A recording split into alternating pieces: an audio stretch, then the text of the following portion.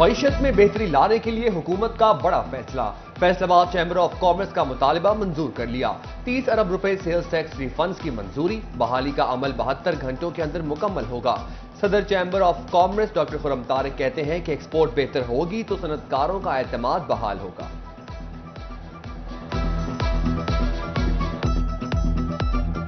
ہمیں بڑی امید ہے وہ بھی پورے ہو جائیں گے اور یہ سیلز ٹیکس جو ہے یہ 72 گھنٹے کی پوزیشن پر آ جائے گا تاکہ ایکسپورٹرز اپنے کام پر کنسنٹریٹ کریں اور 5 ماہ سے گرتی ہوئی ایکسپورٹ تقریباً جو $2 بلین اس سال کم ہو جائے گی تو ہمیں اس کے لیے اپنے کشکول نہ پھیلانے پڑیں۔ فیصلہ کتنا بنے گا کامیاب؟ تجارت کے لیے نہ ڈالر نہ روپیہ، ایران، روس اور افغانستان سے اب بارٹر ٹریڈ ہوگی۔ فیصل آباد کے تاجروں نے اقدام کو سراہا، کہتے ہیں ٹیکسٹائل انڈسٹری مشینری درآمد کرے گی تو برآمدات بڑھیں گی۔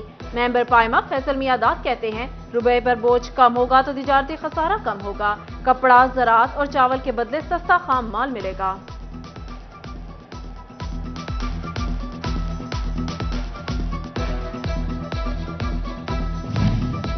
ایرانی کونسل جنرل مہران مواحد فر کی فیصل آباد ایوان صنعت و تجارت آمد، صنعت کاروں سے ملاقات، پاک ایران تجارتی تعلقات کی مضبوطی پر گفتگو۔ صدر ایوان صنعت و تجارت ڈاکٹر خرم طارق کی زیر صدارت اجلاس، شرکاء کا مضبوط تجارتی تعلقات کے لیے ہر ممکن اقدام کا عزم۔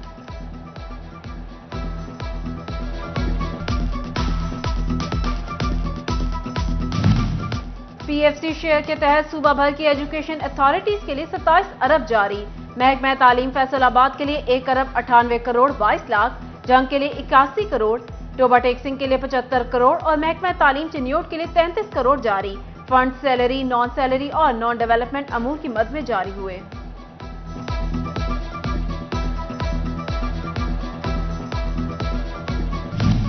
حکومت کی جانب سے سال 2023-24 کا بجٹ 9 جون کو پیش کیا جائے گا۔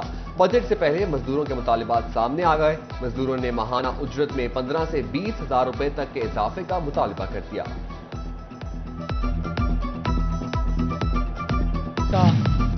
پاور لومز فیکٹری مالکان کے لیے نئی مشکل تیار، ایف بی آر کی سفارش پر فیسکو کا گزشتہ سالوں میں دیا گیا زیرو ریٹڈ ریلیف دوبارہ بجلی کے بلوں میں ڈال دیا گیا، ایک صارف کو کئی ملین روپے کا بل بھجوا دیا گیا، متاثرہ ٹیکس گزاروں کی ایڈجسٹمنٹ کو خلاف قانون قرار دے دیا گیا۔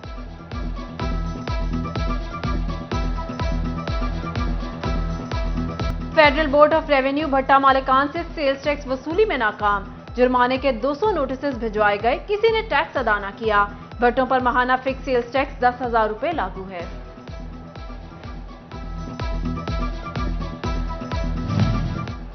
ٹوبا ٹیکسنگ میں 5 کروڑ روپے کی ریکوری کے لیے محکمہ ایکسائز کے نادہندگان کے خلاف کارروائی کی ہدایت، کمپیوٹرائزڈ سیل سے دکانوں کو سیل کیا جائے گا، ضلع میں 200 ڈیفالٹر سے ریکوری کی جائے گی۔ Chiniot chamber of commerce and industries کی ایگزیکٹو باڈی کا اجلاس، مزید ٹیکس نہ لگائے جائیں، شرکاء کا حکومت سے مطالبہ۔ دانش نعیم فخری کہتے ہیں حکومت ٹیکس شرح کم کر کے زیادہ لوگوں کو ٹیکس نیٹ میں لائے۔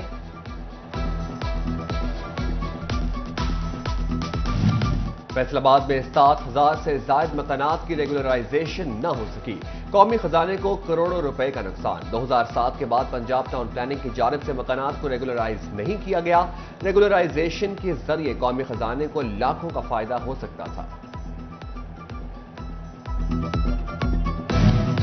جنگ میں زمینوں کی تقسیم کے سالہ سال چلنے والے کیسز نپٹانے کے لیے نئی حکمت عملی، اراضی تقسیم کی درخواست موصول ہونے کے 10 روز بعد ریونیو عملہ موقع پر جا کر سماعت کرے گا، فریقین 30 دن میں فیصلے کے خلاف اپیل کر سکیں گے۔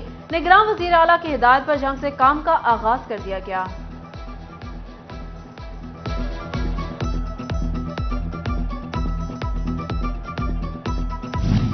جنگ میں سرگودا روڈ کو بھکر روڈ سے ملانے والے بند روڈ کی بحالی کا فیصلہ، ڈپٹی کمشنر نے رنگ روڈ کی بحالی کا تخمینہ مانگ لیا، محکمہ ہائی وے رنگ روڈ کی بحالی یقینی بنائے گا۔ رواں مالی سال اختتامی مراحل میں ڈویژن کا کوئی ضلع بھی میوٹیشن فیس کا مقرر کردہ ہدف مکمل نہ کر سکا، فیصل آباد 51%، جنگ 37%، ٹوبا ٹیکسنگ 80% اور چنیوٹ 57% ہی جمع کر سکا۔ کمشنر سلور سعید نے ڈپٹی کمشنرز کو 28 جون تک 100% ریکوری کی ہدایت کر دی۔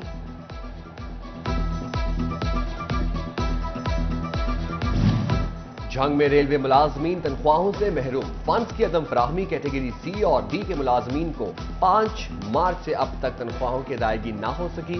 ٹریفک یارڈ ایسوسی ایشن کا وزیر اعظم سے مسائل کے حل کا مطالبہ۔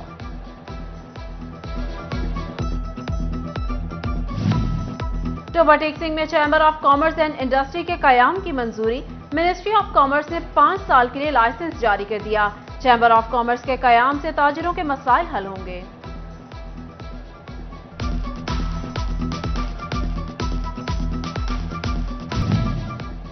فیصل آباد میں بوہڑا والی گراؤنڈ دن بدن خراب ہونے لگی، کھلاڑیوں کے لیے لگائے جانے والی کرسیاں بھی خراب، بوہڑا والی گراؤنڈ میں کھلاڑی سکرین سے بھی محروم۔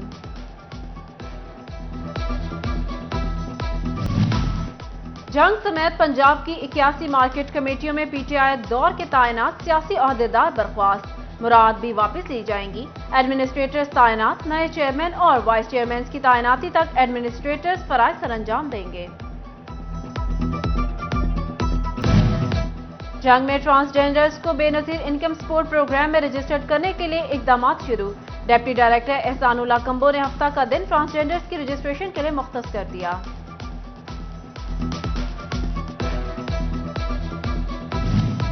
سپیریئر یونیورسٹی نے ٹائمز ہائر ایجوکیشن رینکنگ کے کوالٹی ایجوکیشن انڈیکیٹر میں پہلی پوزیشن حاصل کر لی۔ Superior college city campus Faisalabad میں پرائیویٹ سیکٹر میں پہلی پوزیشن آنے پر کیک کاٹا گیا۔ Director city campus Zahid Butt, additional registrar superior university doctor Mudassar Mushtaq اور پرنسپل شفیق الرحمان کی کیک کٹنگ تقریب میں شرکت۔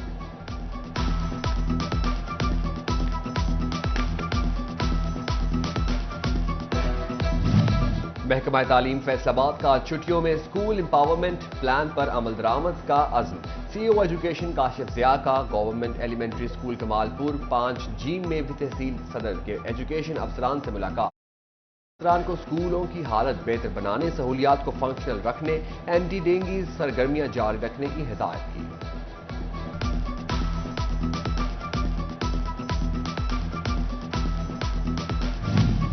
Government college women university Faisal آباد میں چائنا اسٹڈی سینٹر کا قیام، گرلز ایجوکیشن کی شرح بڑھانے کے لیے سال میں دوبارہ داخلے کی پالیسی بھی منظور۔ اکیڈیمک کونسل نے پاک چین اکیڈیمک کوریڈور میں نوکریوں کے مواقع کے پیش نظر چینی زبان کے فروغ کے لیے سینٹر کے قیام کی منظوری دے دی۔